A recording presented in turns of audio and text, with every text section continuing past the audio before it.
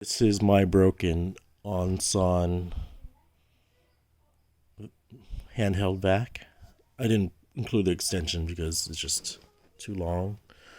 So this works as a handheld like this. But when I attach the vacuum attachment, it doesn't work at all.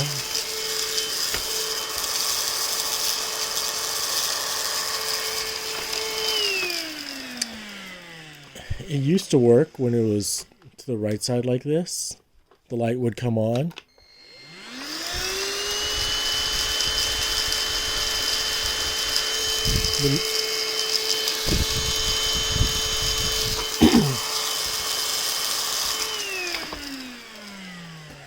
So, if you know how to fix it, let me know.